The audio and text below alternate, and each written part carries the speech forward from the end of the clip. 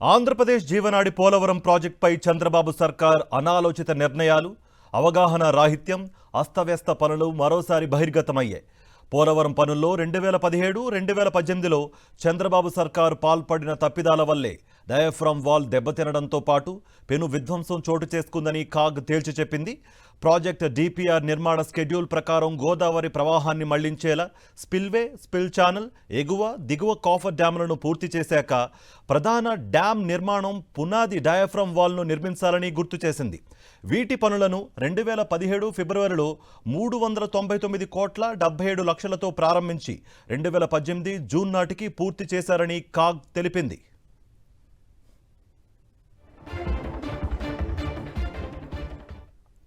ఇదే అంశానికి సంబంధించి మరింత సమాచారం మా ప్రతినిధి సతీష్ అందిస్తారు.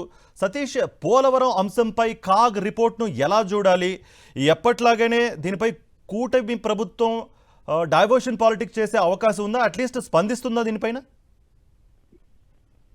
కార్తీక్, సాక్షాత్తు కంట్రోలర్ ఆడిట్ జనరల్ చంద్రబాబు హయాంలో పోలవరంలో ఎంతటి పెను విధ్వంసం జరిగిందో గతంలో 2017-18 కాలంలో అన్నది చాలా స్పష్టంగా ఈరోజు కాగ్ రిపోర్ట్ ద్వారా వెల్లడైంది. నిన్న శాసనసభలో కాగ్ తన నివేదికను పొందుపరిచింది. ఈ సందర్భంగా 2017-18 నుండి 23 వరకు పోలవరం ప్రాజెక్టు సంబంధించిన పనులపైన కాగ్ నివేదిక పేర్కొంది. ఇందులో చాలా స్పష్టంగా పోలవరంలో పనుల్లో 2017-18 కాలంలో చంద్రబాబు ప్రభుత్వం పాల్పడినటువంటి తప్పిదాల వల్ల డయాఫ్రామ్ వాల్ దెబ్బతినడంతో పాటు పెను విధ్వంసం చోటు చేసుకుందని కాగ్ చాలా స్పష్టంగా ఆ నివేదికలో పేర్కొంది.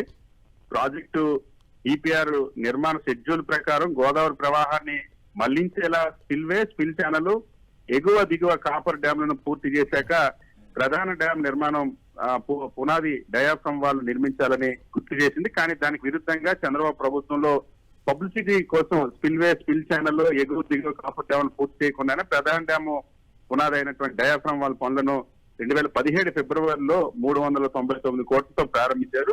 2018 జూన్ నాటికి పూర్తి చేశారని పేర్కొంది. దీంతో తర్వాత వచ్చినటువంటి వరదల వలన అది కొట్టుకెళ్లిపోయినటువంటి పరిస్థితి. ఒక్కసారిగా ఎగువ కాపర్ డ్యామ్ కు ఇరువైపులా 600 మీటర్ల వెడల్పుతో ఖాళీలను వదిలేశారని చాలా స్పష్టంగా అందులో పేర్కొంది. దీంతోనే 2400 మీటర్ల వెడల్పుతో ప్రవహించాల్సిన గోదావరి వరద ఎగువ కాపర్ డ్యామ్ లో వదిలిన 600 మీటర్ల ఖాళీ ప్రదేశంలో కుంచుకుపోయి ప్రవహించాల్సి వచ్చిందని, ఫలితంగా వరద ఉధృతితో మరింత పెరిగి డయాఫ్రామ్ వాల్ కోతకు గురైనట్టు పేర్కొంది. సో దీని వల్ల పెను విధ్వంసం సంభవించింది. చంద్రబాబు ప్రభుత్వం చేసిన తప్పుల వల్ల ఈ రోజు పోలవరానికి పరిస్థితి వచ్చింది అన్నది కాగ్ నివేదికలో పేర్కొంది.